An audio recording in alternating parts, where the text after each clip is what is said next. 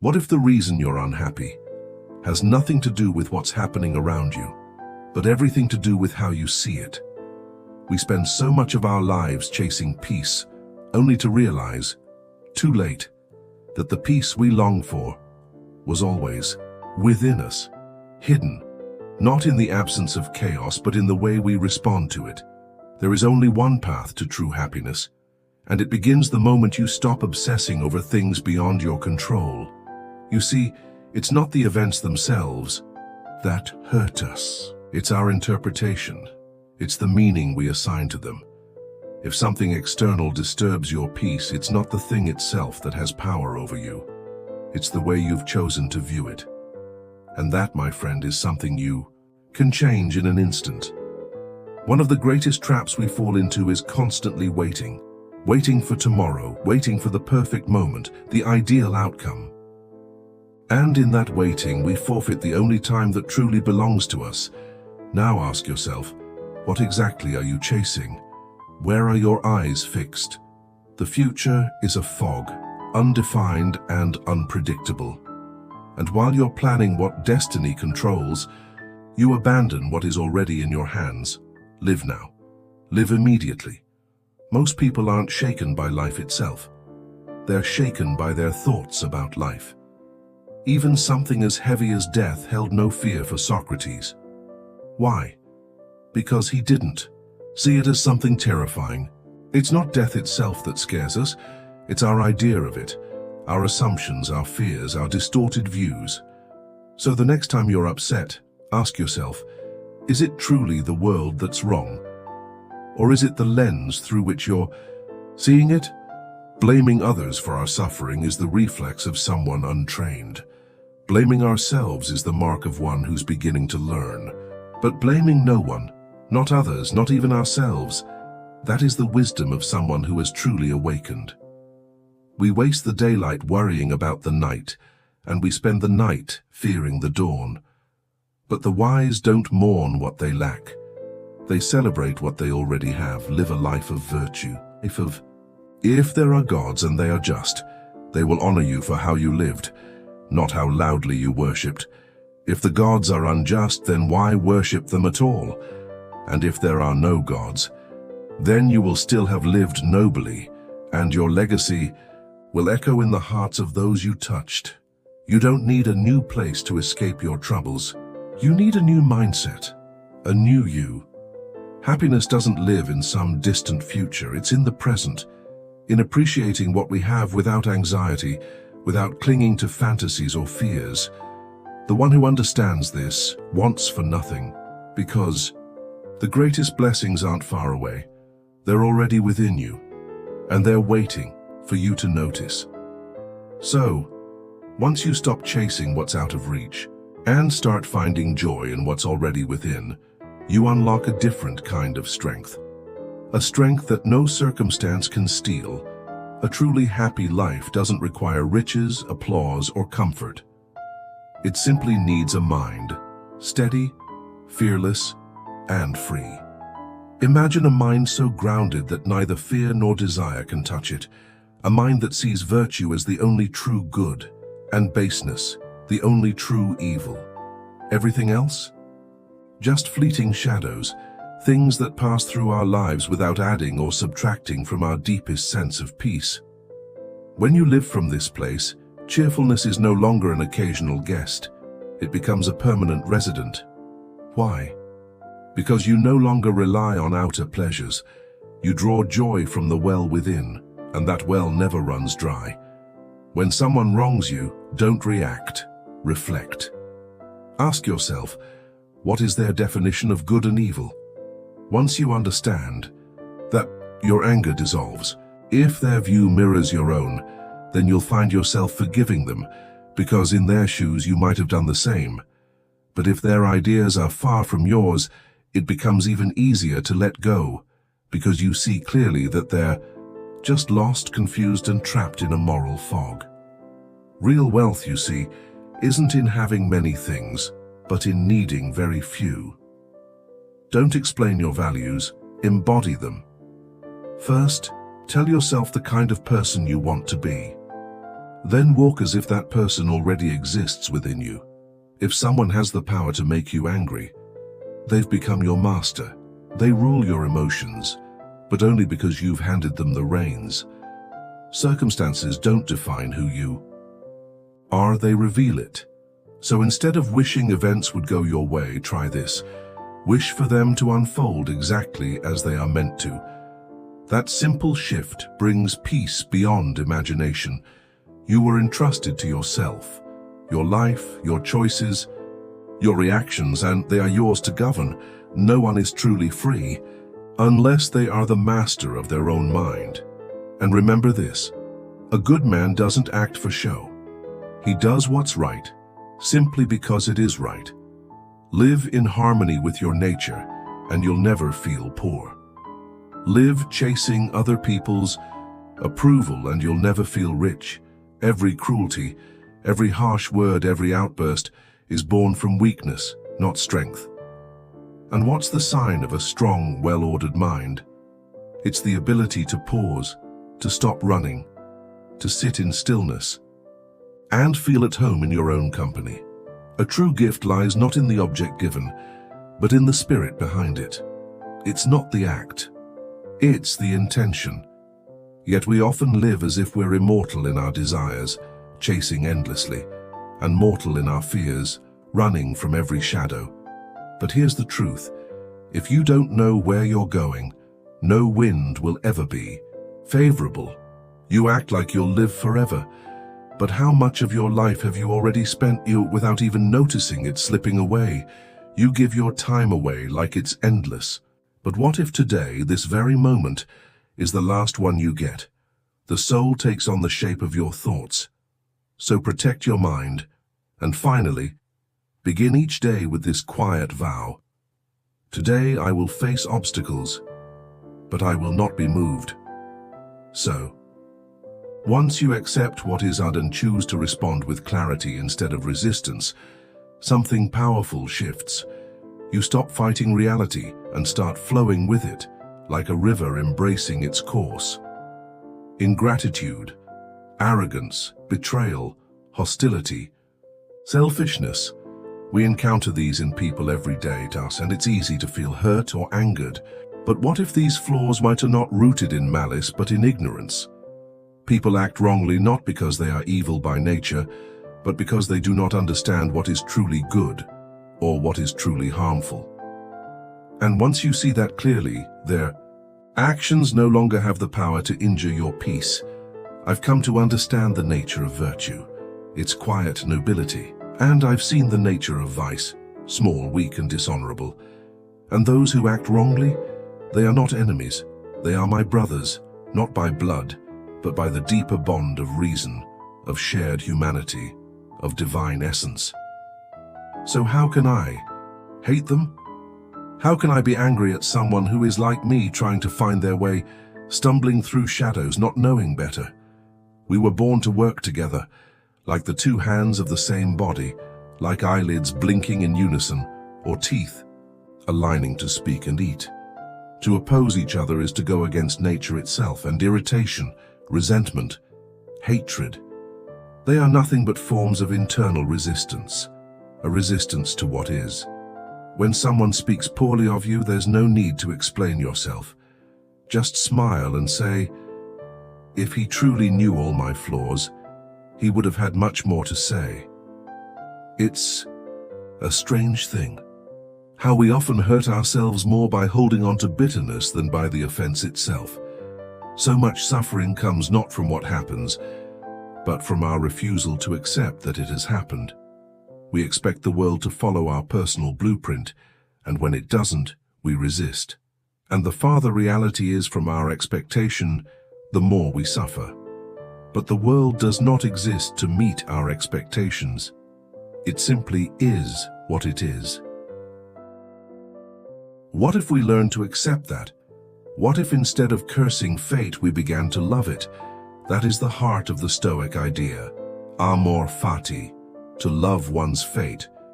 It doesn't mean we surrender to injustice or pretend wrong is right. It means we stop fighting the present moment. We observe reality, not through tinted lenses of emotion, but with clear eyes. We see what is, and from there, we act wisely. Acceptance does not mean passivity. It means clarity. It is not weakness. It is wisdom. It's the strength to say, this is how the world is right now, and from this truth I begin. Only when we see things as they are, free of personal bias, detached from emotional projections, do we gain the power to discern what is within my control and what is not. And in that awareness, we reclaim our freedom. Once we accept what is beyond our control, we unlock the clarity to focus on what truly is ourselves. And that's where all meaningful change begins. When you feel a surge of anger towards someone, pause. Not to suppress it, but to understand it.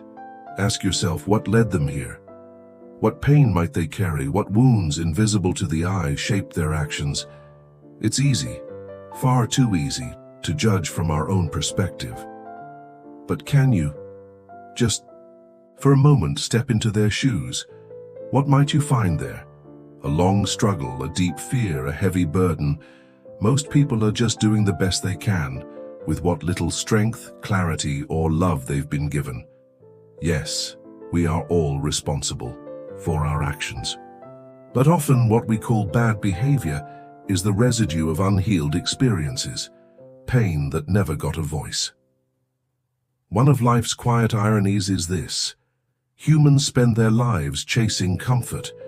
We crave it, build our lives around it, eliminate pain, dodge hardship, seek softness at every turn. And in moderation, but for survival, for safety, that makes perfect sense. But beyond survival, too much comfort becomes its own kind of suffering. Instead of pushing past our limits, we shrink our comfort zone. Instead of expanding, we contract, and what's left behind? A life stripped of resilience, a spirit dulled by ease, a mind grown fragile in the absence of challenge.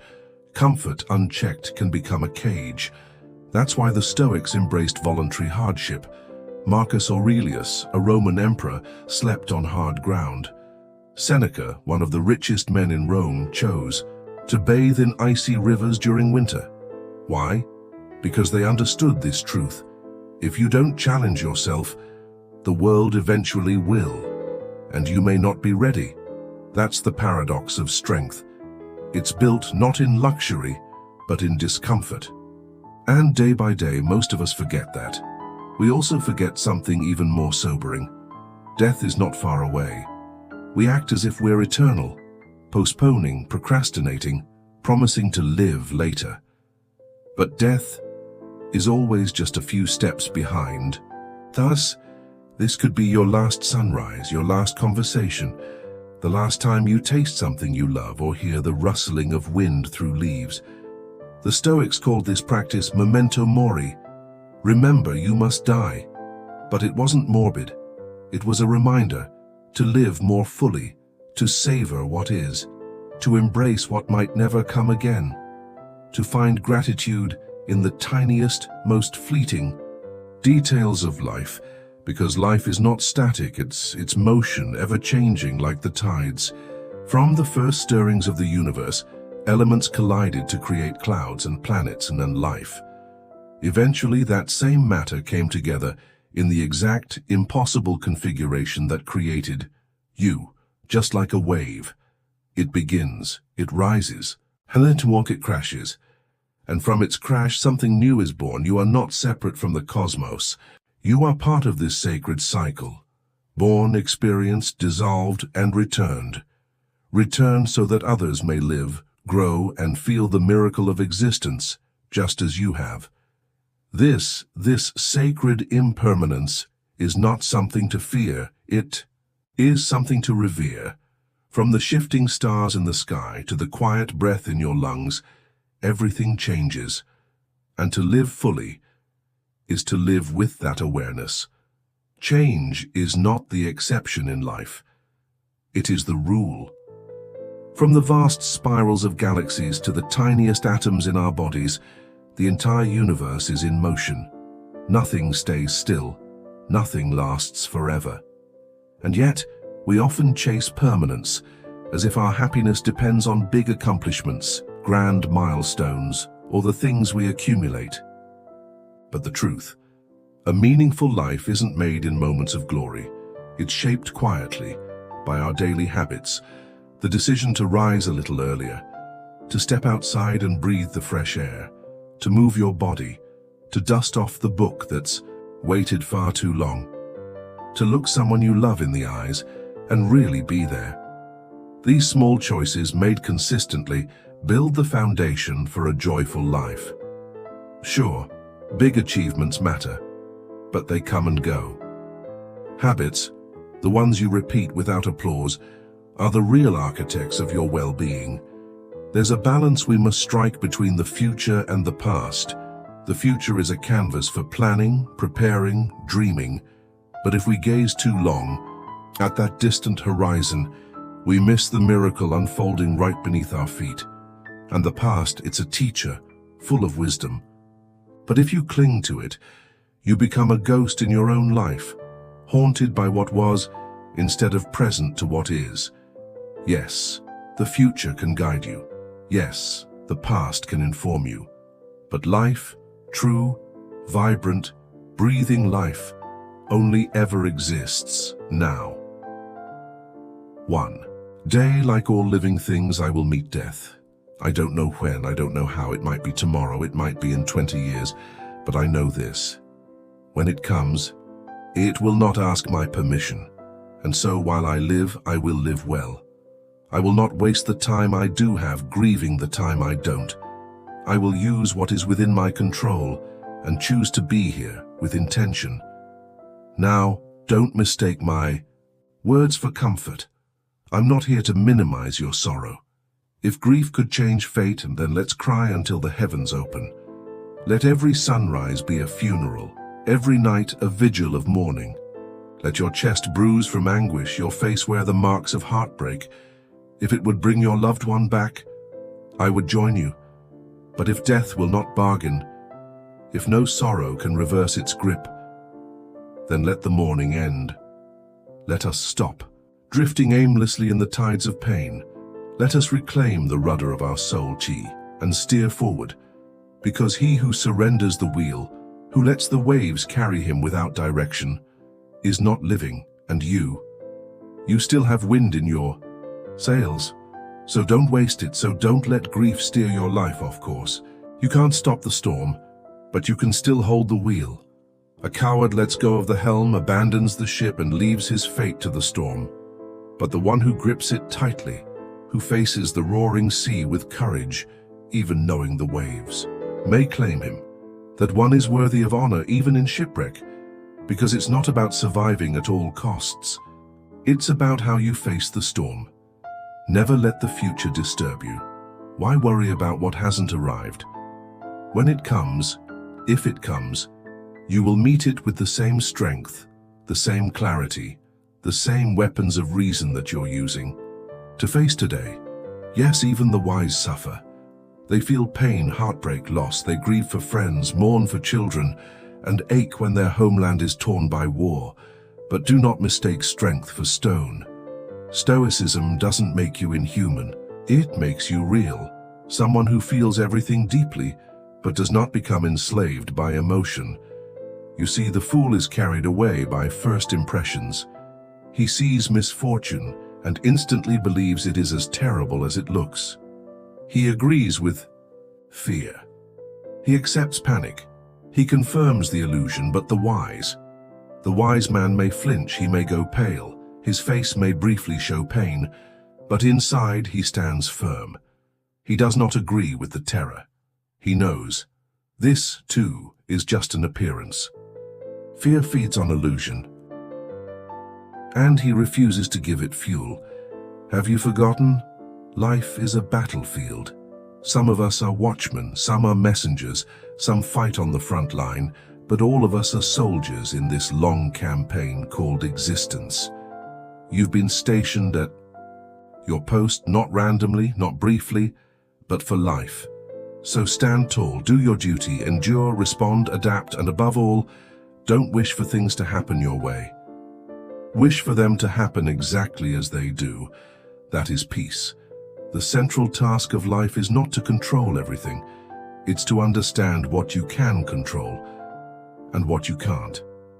Say to yourself, this belongs to fate. I release it. This belongs to me. I will choose wisely. Good and evil do not live in the events outside you. They live in your response, in your perception, in your will. Seek virtue not for reward, not out of fear, not for praise. Seek it because it is beautiful, because it is yours to hold, because even the gods themselves in all their power are happy only through one thing, the right use of what is within their control. And that same power lives in you. So if the task of life is to master what lies within, then the wisdom is this: focus only on what you can control and release the rest. We must fix our attention fully, not partially, not occasionally, but completely on the things that lie within our control. As for everything else, entrust it to the universe. Let it go, for what truly disturbs us is not the events themselves, but the stories we tell ourselves about them. It's not the storm, that it's our belief that it shouldn't be raining. It's not rejection. It's the meaning we attach to being unwanted. And when those stories go unchecked, we suffer needlessly. The uninstructed man blames the world for his misfortune. The student of wisdom begins to see that perhaps he is to blame, but the one who has truly matured, he blames neither himself nor others. He simply sees. Who are you? Why were you born? What is this world?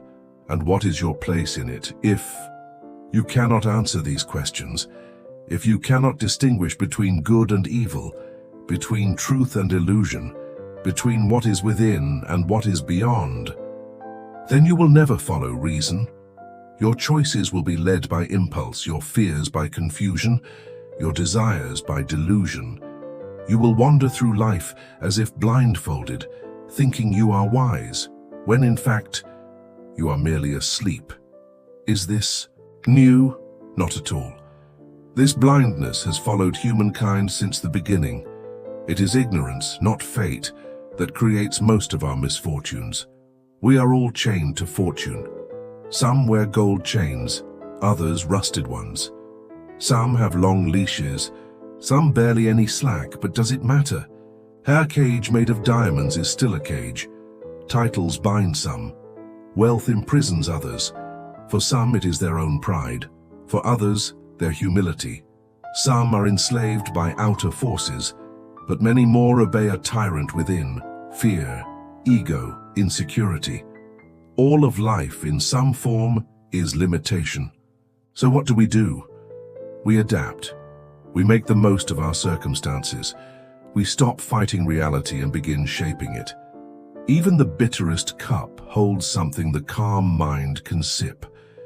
Even the smallest room can become a sanctuary with the right light. Even the hardest burden feels lighter when lifted with wisdom.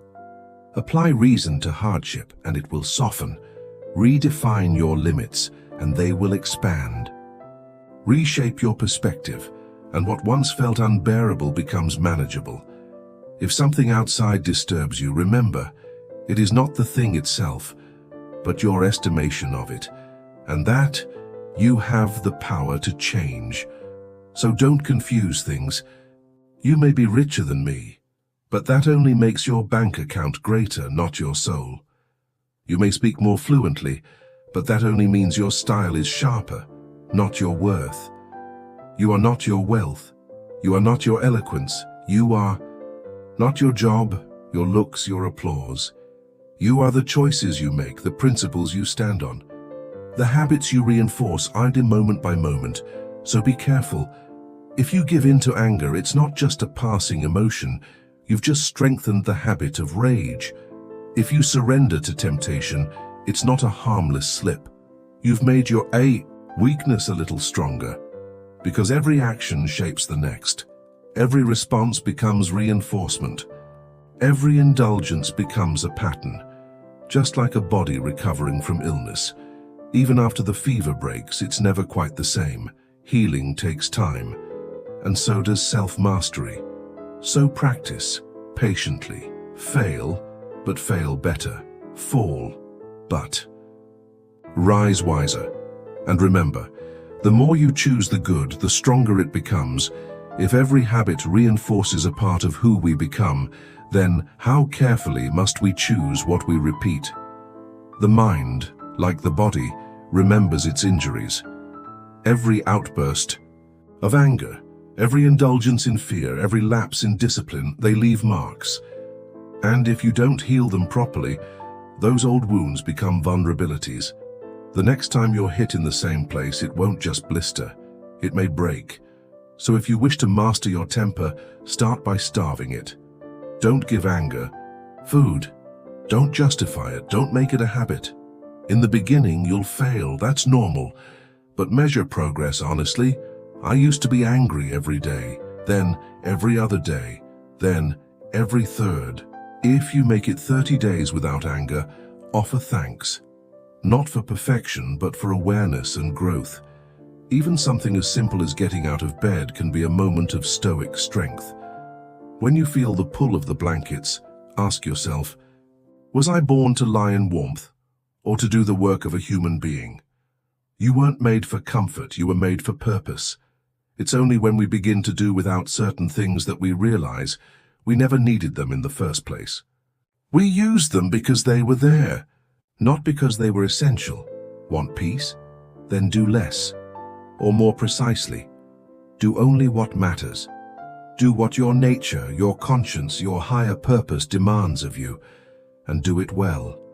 When we strip away the unnecessary, we gain time, clarity, and inner stillness. Ask yourself throughout the day, is this necessary? That one question can reshape your entire life. Wealth itself is not evil, but it tempts us to do evil. It stirs ambition without wisdom, desire without restraint. So, too with physical discipline, it has value but only if done sincerely. If you train your body to master cravings, you grow stronger. But if you do it for praise, to impress, to appear noble, you betray the discipline itself. As Apollonius once said, if you truly desire self-control, wait until you're suffocating. From heat, then take a mouthful of cold water and spit it out.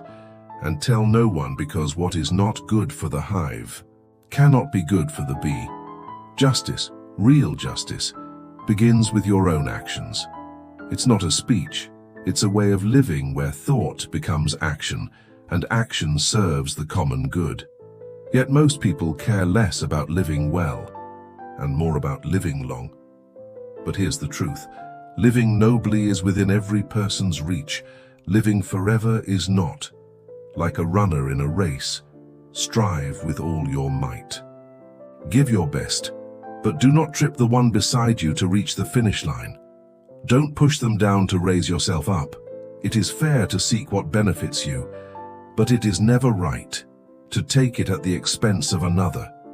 Because for humankind, the true evil is injustice. If true evil is injustice, then true virtue must be love. Love expressed through justice, compassion, and concern for others.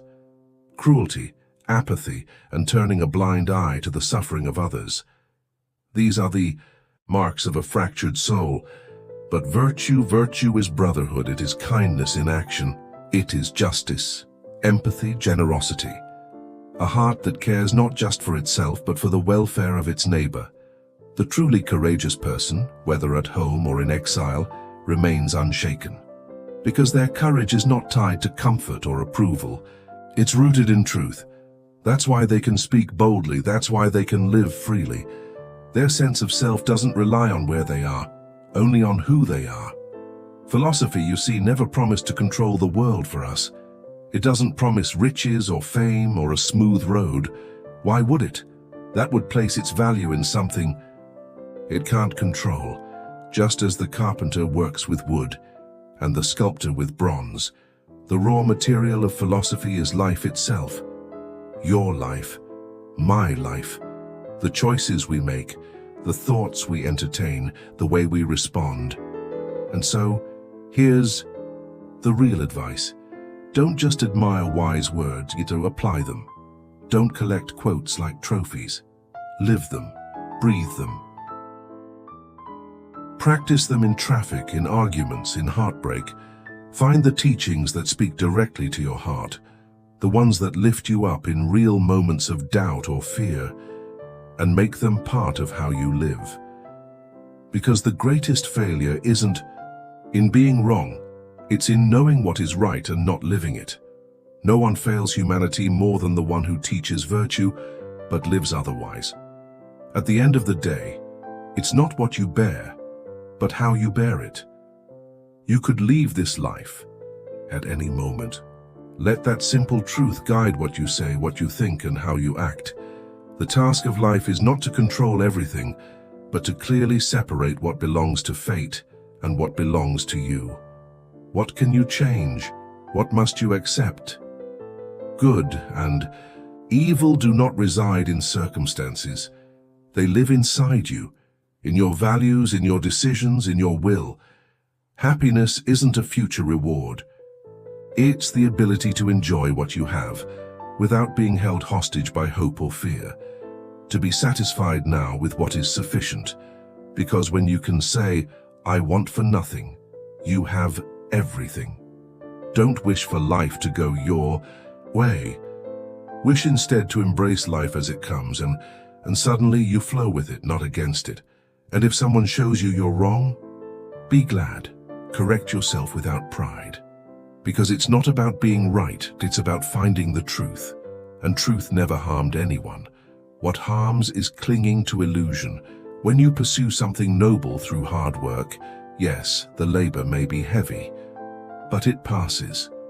And the good you gain, it endures. But chase pleasure through shameful shortcuts.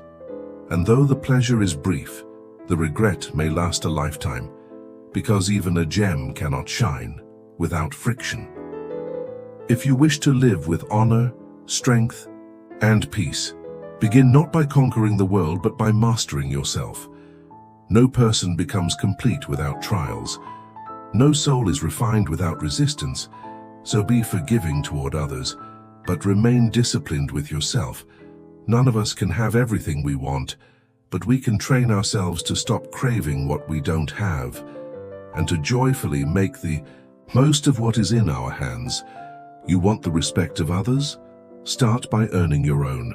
Live in a way that you admire when no one's watching.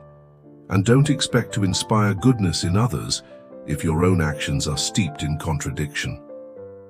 You can't light a fire with wet matches. One of the greatest realizations of any generation is this: you can change your entire life by changing your attitude. Excellence is never an accident. It's born from intention, discipline, and deliberate effort. Destiny is not something that happens by chance. It's the byproduct of the choices you repeat. We fear more often than we suffer. Our imagination wounds us deeper than reality ever could. But here's the truth. He who conquers himself conquers everything. So why weigh your burdens down further by complaining? Why replay your pain like an echo chamber? You don't have control over every event, but you do have control over your mind. Master that, and you'll find strength you never knew you had. Let your compass be clear. If it's not right, don't do it.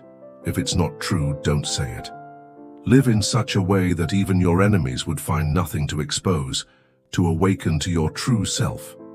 You must let go of the mask you've worn for too long. A noble spirit cares more about what is true than what is popular. Speak less, listen more. After all, we have 2 ears and 1 mouth for a reason. The obstacle? That's the path. What stands in your way becomes the way. Don't make 2 promises for something you can do once. And if you make a mistake, fix it. Refusing to correct it, that's just a second mistake. He who has a why to live can endure almost any how. Remember 2 things. First, everything has happened before and will happen again. Whether in 100 years or 1,000, the pattern remains the same. And second, both the one who dies young and the one who lives long ultimately lose only the present moment. And if the present is all you truly have, then live it. Because what you don't have, you can never lose. But maybe we've been asking the wrong question all along. Instead of asking, what is the meaning of life? Ask, what is life asking of me? Because every day, life questions you, and your only answer is how you live. You can't stop what's coming. With worry, no amount of anxiety changes fate, but the quality of your life. It will always mirror the quality of your thoughts. So perhaps the truest sign of a well-ordered mind is a person who knows how to be alone, in peace, with themselves. In the end, the greatest weapon we have against chaos is the ability to choose one thought over another. So speak only when your words will outshine your silence, and let philosophy, not as theory, but as lived wisdom, become your medicine, your compass, your calm. So if the meaning of life is not something to be asked, but something we must answer, then how shall we respond? Throughout time, different schools of philosophy have wrestled with the same question. Why do we suffer? For the cynics, it was society, its artificial rules, pressures, and conventions. For the Epicureans, it was the chase of false pleasures, illusions that promised joy but delivered emptiness. For the Stoics, suffering came from selfishness and the pursuit of comfort over character. For the skeptics, it was false beliefs, the mind's confusion between what is real and what is imagined. But despite their differences, all these Hellenistic philosophies shared one truth. Human beings fall into misery, not because of life itself, but because of ignorance. We suffer because we do not see clearly. Evil doesn't exist in things, but in how we judge those things. So what's the cure? Change your judgments. Shift your perspective. Only then can healing begin. Philosophy was never meant to be intellectual decoration. It was always meant to be therapeutic, a remedy for the soul, a path to clarity, a tool to realign us with life. And sometimes the simplest truths are the most powerful: simplicity, patience, compassion. These three are treasures greater than gold. When your thoughts and actions become simple, you return to the source of life. When you are patient with both friends and enemies, you flow with the nature of things. When you are compassionate, especially with yourself, you create space for healing and for peace. Taoism reminds us, life isn't about mastering the future or clinging to the past. It's about moving gracefully with the present, this infinite now, where God meets nature and yesterday dissolves into tomorrow. The art of life is the art of constant adjustment. So be content with what you have. Rejoice in what is.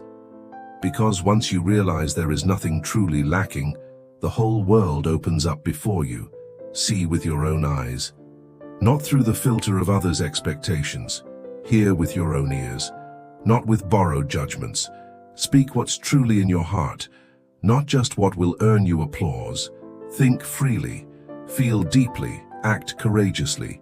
Because if you constantly censor your senses, silence your thoughts, or shrink yourself to fit into someone else's mold, you're not just restrained, you're injured. Body, mind, and soul. Break free from that. Reclaim your space, and you will begin to truly live. But be careful what you feed your inner world. Water your dreams with fear, and you'll grow weeds that choke them. But nourish them with hope, with clarity, with solutions, and they will bloom. Always ask yourself, how can this problem become a path?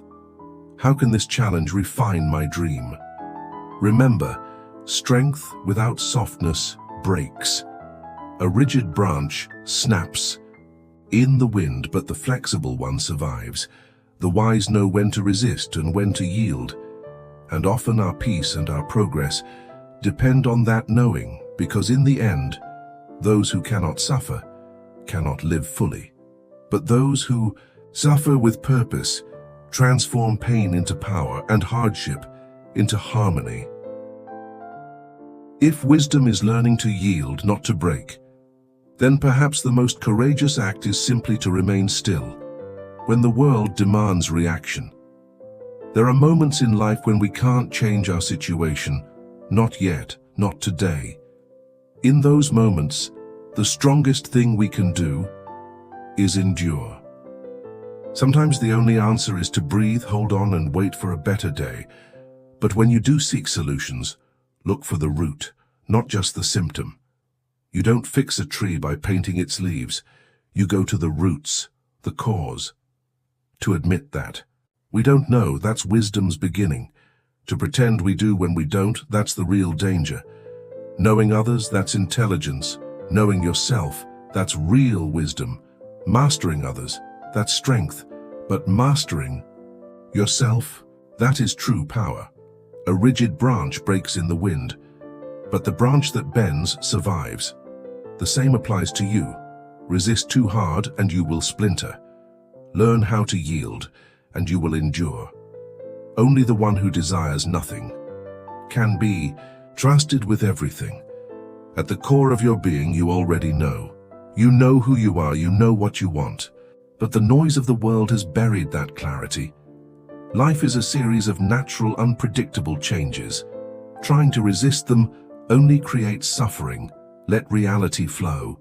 Let things be as they are, and you'll find peace in their unfolding. Kindness, too, is not a decoration. It is a force. A kind word builds trust. A kind thought deepens connection. A kind act gives birth to love. But the mind, it gets in the way. The moment you attach fixed ideas to reality, you stop experiencing it directly. Explaining enlightenment is like trying to bottle the wind. The moment you trap it, it's no longer wind. It becomes stale air, so travel light. Move through life like a good traveler.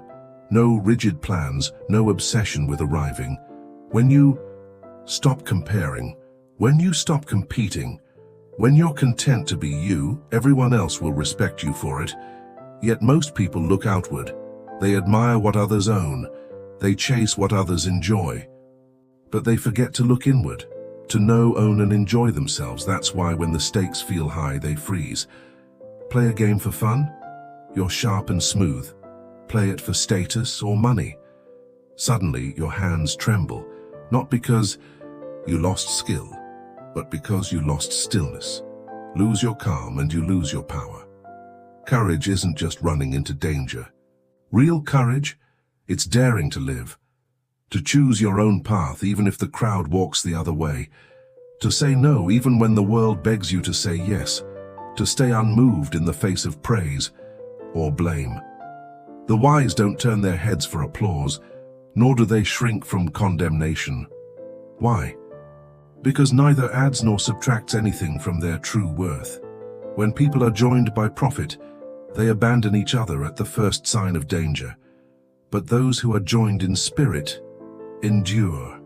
So let your mind wander in simplicity. Let your spirit stretch into the vast unknown. Stop clinging to personal judgment. Start flowing with life, because in the end, even the strongest pillar can destroy a wall. But it's useless for patching a tiny crack. Strength is nothing if it's not well placed, and not every tool is for every task. If the art of living means learning when to yield and when to act, then the highest wisdom lies not in control, but in alignment.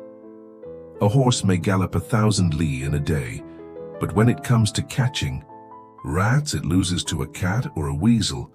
Why? Because skill is not universal. What is fast on the plains may be useless in the alley. What works in one place fails in another. That's the nature of difference, and the wisdom to see it.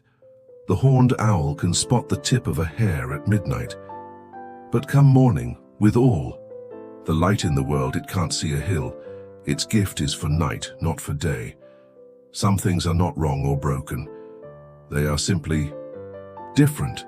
So if you say, I will follow only what is right and do away with wrong. Or, I will seek only order and reject all disorder. Then perhaps you haven't yet understood the true nature of life. That would be like saying, I'll follow heaven and erase the earth. Or, I'll embrace light and destroy shadow. But how can light exist without dark? How can order mean anything if there's never been chaos? The Tao flows like a river, spontaneous, formless. But even if you float with it, there's no harm in knowing where the rocks are. To steer with awareness is not to resist, it's to move with grace. Power, if held too tightly, turns into burden. Absolute power, it deadens. Even the gods, the stories say, tire of it. So they disguise themselves as people or fish or plants, just to feel life again. Travel is much like that. At its best, you forget you're a traveler at all. You stop seeking, and you simply see. When you no longer draw a line between you and the world, every mountain becomes your body. Every lake becomes your reflection. Every blade of grass, a whisper of your soul. The deepest kind of seeing is when there is no watcher, no separation between self and seen. Only oneness. To gain knowledge, we add more each day. To gain wisdom, we remove. Those who know speak little. Those who speak endlessly often miss the truth. Close your mouth. Rest your senses. Soften your sharpness. Untie the mental knots. Let your dust settle. That's where clarity lives, in stillness. The Tao cannot be captured, labeled, or owned. You can't approach it or walk away from it. You can't use it for gain, nor harm it with force. It yields endlessly, and that's why it endures. Stop interfering. Let go of your need to manipulate, and life, like a forest after rain, will renew itself. If you can forget your body, your identity, if you can stop being a thing among things, then you may touch the vast, boundless unity that underlies all existence. The Tao is clear, but that clarity demands space. It requires you to empty yourself again and again of all clutter. Watch for your own ignorance. Notice how your mind leaps restlessly from one thought to the next. Return to the stillness beneath thought, because when nothing pulls at your mind, you return to awareness and to wholeness. When your attention becomes unified and rooted in the present, you touch something ancient, something real. That is the great restoration, and those who chase peace by force, who try to be still by willpower alone, they miss the point entirely. For true peace isn't found by effort, it's found when effort itself dissolves. When the mind is still, one not chasing, not resisting, it becomes a mirror. And in that mirror, the truth of who we are is finally revealed. As long as your body is restless and your mind unsettled, it is madness to seek refuge in the mountains, because even in the silence of nature, you will still be carrying the storm within. We try to understand the world by connecting events. When two things happen close together, we call it cause and effect. If one follows the other, we call it reaction.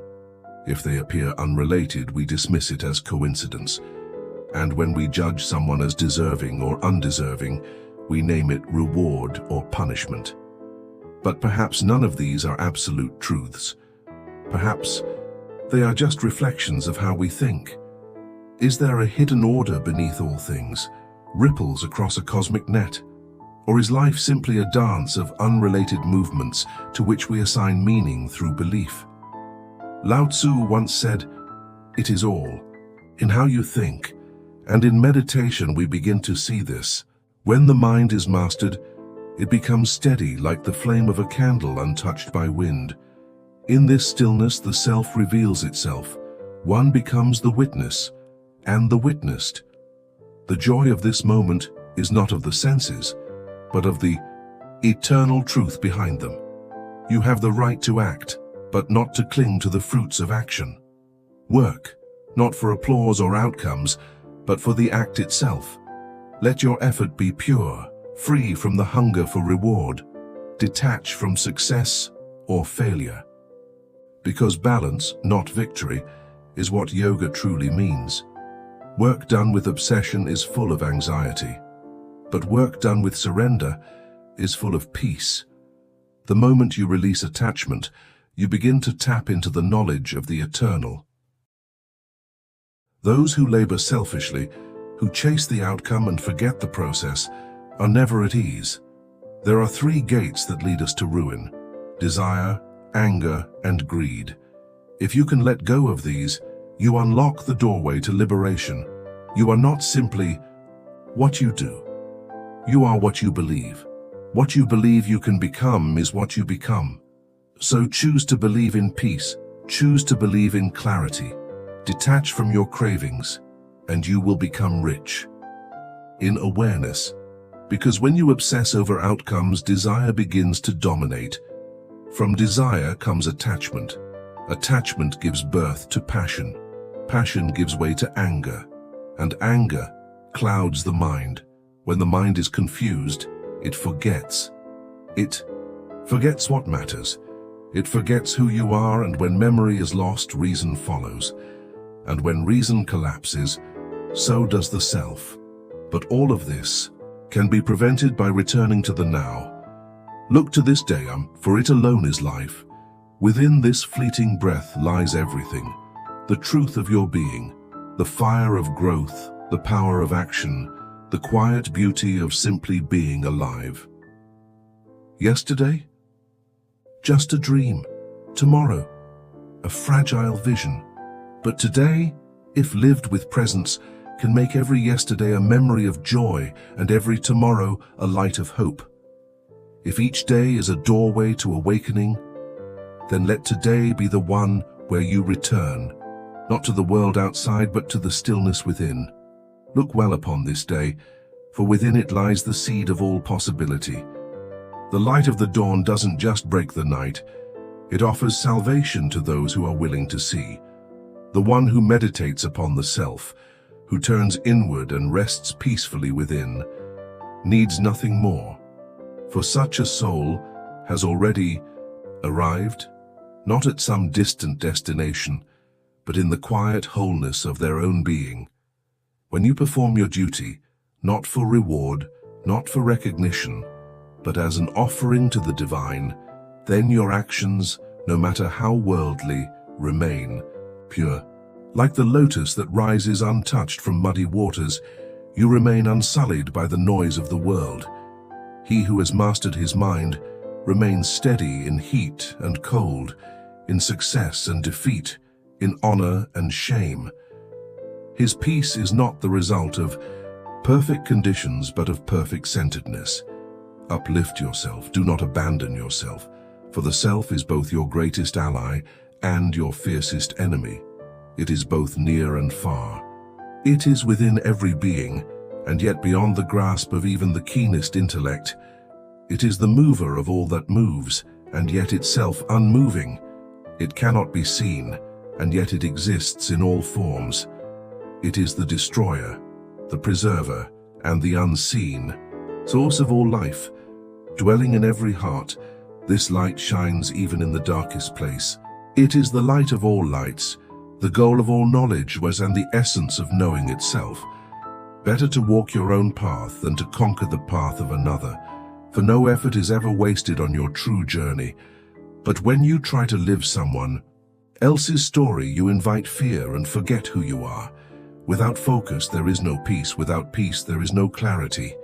Death is certain for the born, just as birth is certain for the dead. So why grieve for what is inevitable? Change is the law of the universe. From anger arises delusion. Delusion clouds the mind. Confusion shatters discernment. And when reason is lost, we fall. But endurance, that quiet, powerful endurance, is one of the highest disciplines, and to the one who endures, final victory always comes. So let us rise, not just to strive, but to be grateful. Maybe we didn't learn much today, but if we learned a little, that is still enough. If we didn't learn at all, perhaps we stayed healthy. And even if we were ill, we are still here breathing. So let us give thanks, because gratitude is the purest form of wisdom. Remember, all that you are is born from your thoughts. You are shaped by them, sculpted by them. If you speak or act with a harmful thought, suffering will follow, like a wheel behind the ox. But if you act with kindness, with clarity, with a good heart, happiness will follow like a shadow, never leaving your side. And as for anger, holding onto it is like grasping a burning coal, intending to throw it at someone else. But you are the one who gets burned. So release it. Let it go. Let the fire die, so that your light may rise. If life begins in the present moment, then perhaps all we are truly asked to do is to fully arrive. One moment can shift your entire day. One single day lived with presence can transform your life. And one life lived with clarity, kindness, and courage can change the world. So be here, not in yesterday's regret, not in tomorrow's worry. Be where you are, or you will miss your own life passing you by. Kindness shouldn't be rare. It should be the rhythm of our breath, the thread that weaves through everything we do. It cares not about rushing to arrive. It is about traveling well. And to live a pure, selfless life is to walk gently, counting nothing as truly yours, even in the midst of abundance. Because what you think about, what you dwell on, what you constantly return to in your thoughts, becomes the shape of your awareness. Wisdom isn't in how much you speak. A wise person is not the one who always has the last word, but the one who carries peace, loves without fear, and walks lightly even through the storm. You won't be punished for your anger, you will be punished by it. Just as the great ocean has one taste, the taste of salt, this path too has one taste, the taste of freedom. The root of suffering is attachment. Clinging to things, people, outcomes, or beliefs is what turns life into struggle. Your purpose is simple. Discover your world, then give yourself to it, one with all your heart. There is no fire like passion when it burns rightly. But there is no trap like hatred, no illusion as blinding as ignorance, no flood as destructive as greed. So don't lose yourself in the past. Don't disappear into dreams of a future. Bring your whole being into this moment, because happiness only blossoms in those who know how to recognize what they already have. At your core, beneath the noise, beneath the roles and identities, you are not separate. You are not small. You are the very fabric of life itself. Just as a wave is not separate from the ocean, you are not separate from existence, the past and future. They are illusions that play out now. Everything you've ever experienced and everything you ever will unfolds only in one place, the present. So what meaning does tomorrow have if you're not fully here today? Even if you lived for endless ages, to live for the future would still mean missing the point, because the meaning of life is not hidden in some mountaintop revelation. It is not buried in achievement. It does not demand that you earn it. The meaning of life is to simply be alive. It is so simple, so obvious, so available. And yet, we rush, we panic, we race forward as if life were something to be achieved, when in fact it is something to be received. And once you release the rigid stories of how you thought the world should be, you begin to see life is more fluid, more subtle, and far, far more miraculous than you ever imagined. If life is not about chasing answers, but about becoming still enough to hear the question, then perhaps the journey inward is the only one worth taking. You are not a separate observer. You are not an isolated mind looking out at a distant world. You are the aperture through which the universe is looking at itself.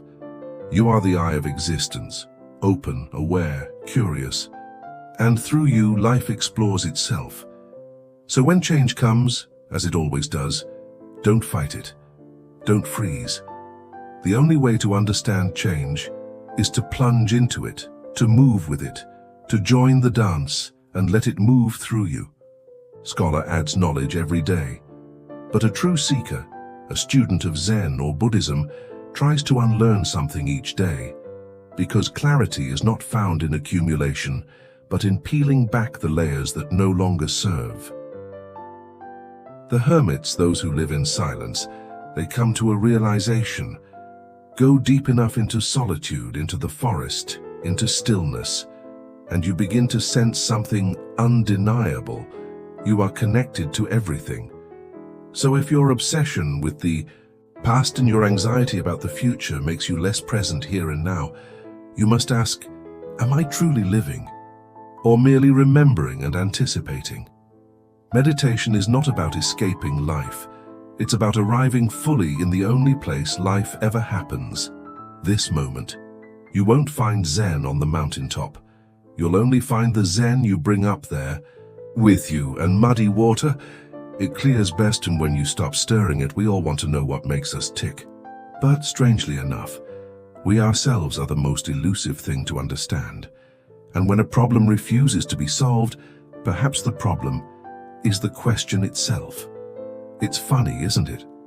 You become far less anxious when you feel free to be anxious. The same goes for guilt. It is in the resistance to the feeling that it grows.